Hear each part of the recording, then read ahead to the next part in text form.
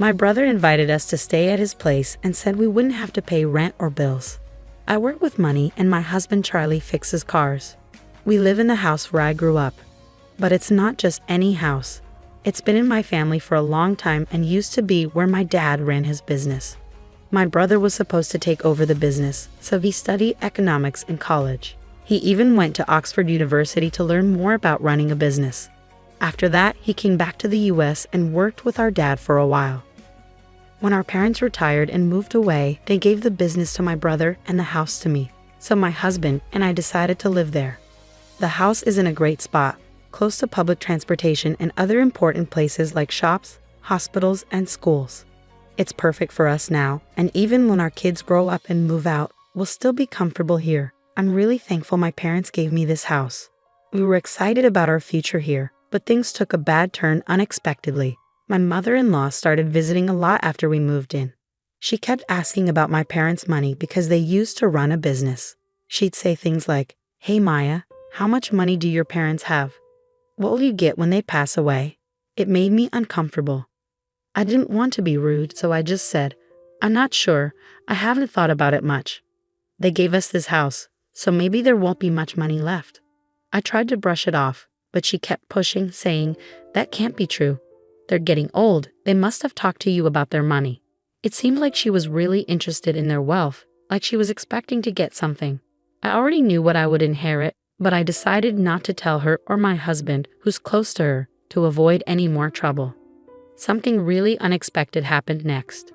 Out of nowhere, my mother-in-law and my brother-in-law's family moved into our house. It was a holiday morning around 8:00 a.m. when the doorbell rang. I opened it to find movers standing there. I was shocked and confused. Then my mother-in-law and brother-in-law's family showed up and said, "We're moving in here today, so take care of us." When I saw their smirking faces, I felt a shiver down my spine.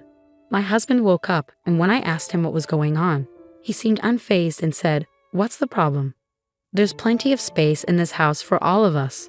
He acted like it was totally normal for them to move in. As if that wasn't surprising enough, my sister-in-law said something even more unbelievable. She said, "We were invited by your brother, Maya. He said we don't have to pay rent or bills, so we're counting on you." Then my brother-in-law started barging into rooms without asking and said, "This room gets good sunlight, so we'll take it, Charlie. Move all the stuff out into the hallway." I felt really dizzy after all this happened. This is my house, but they're acting like they own it, opening doors and claiming rooms. My mother-in-law and sister-in-law's family have been pretty rude for a while, especially my sister-in-law, who even went through my bag without asking. If they keep this up, they'll start taking over my space. I've had enough. This is my house, so why are you acting like you own it? I've had it. I want everyone to leave. I usually keep my cool and don't raise my voice, but seeing these people move into the house my parents gave me without asking and acting like it's theirs pushed me over the edge. That's why I lost control and yelled at all three of them. But then something unexpected happened. "How dare you talk to us like that? You're the one who should leave." The moment those words were said, I felt a sharp pain on my cheek. Did I just get slapped? It took me a few seconds to realize what had happened. I was shocked. I couldn't believe it, and all I could feel was the throbbing pain on my cheek. In that moment, something inside me snapped. I can't live with people who would do something like that, but this house belongs to me. I don't want them living here like parasites, so I decided to pack my things and leave, planning to tell my family about what happened. I needed to find a place far away from here, so I rented a monthly apartment for now. I'll have to commute to work from there. As soon as I told my parents about what happened over the phone, I could sense their anger, even from a distance, especially from my dad. He's always been very caring and has adored me and my brother. As a CEO, he was strict, but as a father, he was always kind and ready to help us out of any trouble. I didn't want to drag my parents, who were just about to retire, into this mess, but I had no choice because my rightful home was being taken away from me. While I stayed in the monthly apartment, I was sure that my husband and his family were making themselves comfortable in my house. So I decided to take action based on suggestions from my brother and father. A few days later, during my break, I checked my phone and saw dozens of missed calls and messages from my husband. I knew exactly why he was trying to reach me. I took action and called the water and electric companies to shut off the utilities. Our house relies completely on electricity, and without it, nothing works. We haven't set up solar panels yet, so there's no other way to get power. Since it's really hot right now, living without electricity and water must be tough. My husband's calls were probably about dealing with this situation. Just as I was about to ignore his call, my husband rang again, perfectly timed with my break. "Hey, what's going on?"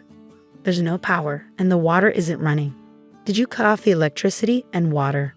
I could tell from his voice that he was in a panic.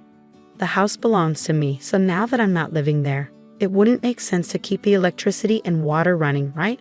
That's why I had them shut off. If I kept the utilities on, I'd have to pay the bills even though I'm not living there. I can't agree to that, so I naturally had them turned off. When I explained this to my husband, he got really angry and insisted that I turn the services back on right away. But just because he wants me to doesn't mean I'm going to agree. I get it. If they want to renew the services, they should pay for it themselves. But whenever this comes up, they always say things like, "It's your house, so you should foot the bill." Their words and actions don't match. Anyway, I have no plans to renew the contract or tell them to leave the house immediately. I simply hung up the phone after saying that as my break was ending. Later on, my mother-in-law, sister-in-law, and brother-in-law all called me saying the same thing. They wanted me to reconnect the electricity and water because their room was too hot and uncomfortable, and it was inconvenient without water. But these were their problems, not mine. After listening to their complaints, I told them to deal with it themselves and hung up. I thought they were just being greedy and hoped they'd give up and leave soon. Even after a week went by, there was no sign of them leaving. So I decided to take stronger action. I talked to a lawyer from my father's company about the situation and asked him to send a notice to my husband. The notice was about trespassing. They had entered my house without permission, forced me out, and were using it as if it were their own. I warned them that I was considering taking legal action against them for this. Why did I receive this document from a lawyer? Did things really have to escalate this far? My husband, who seemed surprised and panicked by my actions, came to me seeking a resolution. Knowing how much they care about their reputation, the thought of being sued would be really stressful for them. They definitely don't want to deal with a lawyer, but they also don't want to give up their current lifestyle. So they're likely trying to find a way to convince me to let them stay. I can see through my husband's intentions very clearly, but I couldn't bring myself to listen to their pleas, so I didn't give in to my husband's requests. My husband finally exploded in anger, forgetting he was at work, and yelled at me, "Stop it. Just because we're being a bit sneaky doesn't mean you can act all high and mighty. Go back to how things were and drop the lawyer." Despite his loud outburst, I remained unaffected. Instead, I felt annoyed by his call, thinking, who does he think he is, taking over someone else's house? No matter how much he shouts, my stance won't change.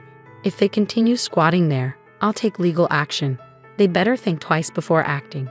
Even as my husband continued yelling over the phone, I ignored him and hung up. It felt like a waste of time. I had already discussed divorce with my lawyer.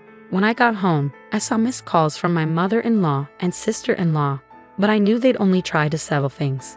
I didn't want to waste any more time, so I blocked their numbers to avoid further calls. After the threat of legal action, my husband's prideful family couldn't bear the thought of being sued.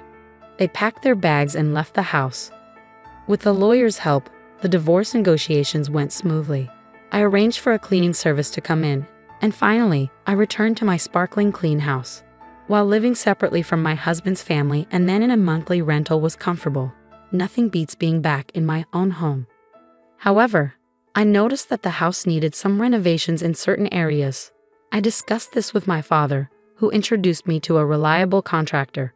I began planning the renovations with their help. Living alone is really comfortable. I enjoy the freedom of not being tied down by anyone else. I found myself enjoying the freedom of my current life. I could lounge on the sofa without anyone scolding me, eat whatever I wanted without judgment. But then, I received a call from an unknown number after 3 months of silence. Initially, I ignored it, thinking it might be a contractor. However, when the calls persisted, I reluctantly answered, only to find it was from my ex-husband, from whom I had recently divorced with the help of a lawyer. We had made a pact to never contact each other again. So why was he calling now, especially after changing his number? We had agreed through our lawyers to stay apart for good. There was nothing left to discuss, so I asked him not to contact me again. Just as I was about to hang up, he pleaded, "Please just listen to me for a moment. I'm begging you." Despite my reluctance, he began speaking without my consent. It turned out his company was facing a severe financial crisis and they had decided to reduce his salary. Moreover, my mother-in-law's health was failing, rendering her unable to work. My sister-in-law and her husband couldn't contribute much to the household expenses due to his unstable job situation. Although my sister-in-law was working multiple part-time jobs, most of her earnings were going towards paying off her husband's debts. My ex-husband was struggling to make ends meet, and with his salary cut, things were only going to get tougher. After hearing all of that, all I could think was, okay, so what? They barged into my house without permission, did whatever they wanted, and even tried to kick me out. It's simply unbelievable. I feel nothing for people who would do such a thing, and I have no sympathy for them. Even if you tell me about their troubles, it doesn't change anything. They're your family, you should deal with it yourself. There's nothing I can do about it. My ex-husband started to panic even more at my words. Don't say that. We're in serious trouble. We won't even be able to pay the rent for our apartment and will struggle to buy food tomorrow. We used to be a family, right? Please help us, he pleaded, almost in tears. But I wasn't convinced. When I was in trouble, he did nothing to help, and he, along with my mother-in-law, looked down on me. Just like her, my sister-in-law and brother-in-law always belittled me. They insulted me for my appearance or my old-fashioned views. They didn't care how much it hurt me. My mother-in-law not only made things worse, but she also pressured me to have a baby as soon as possible. She forced strange herbal medicines on me, booked unnecessary doctor's appointments, and spread rumors to the neighbors that I was unable to conceive. Looking back, there wasn't a single positive aspect to my marriage. My ex-husband, who used to be kind before we got married, became a puppet under my mother-in-law's control after the wedding. On the first day my mother-in-law barged into our house, I was out for an appointment. She cried to my husband, saying she wanted to be friends with me, but the moment we met, she would badmouth me. She'd say things like, "My son seems to have lost weight. Is it because your cooking is so bad?" Whether we were at home or out, my sister-in-law and brother-in-law would join in, laughing at me. I can't deal with people who behave like this anymore. No matter what you say, my feelings won't change. I can't help you guys, so I'm going to hang up now. And please never contact me again. With that, I finally hung up the phone and blocked the new number. Knowing my ex-husband, he might change his number and try to contact me again. So I decided to change my phone number at the store over the weekend.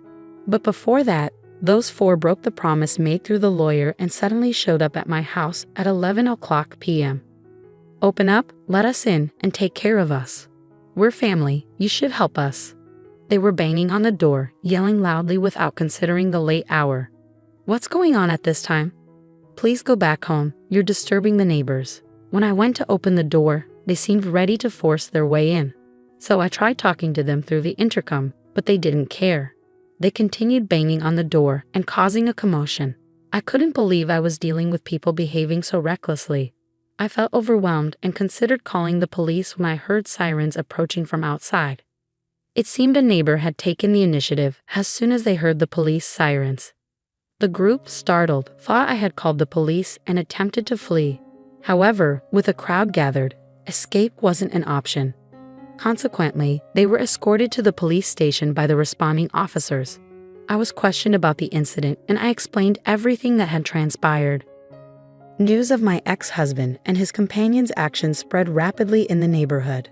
Among the crowd was a co-worker of my ex-husband's, and by the next day, the entire office was aware of the situation.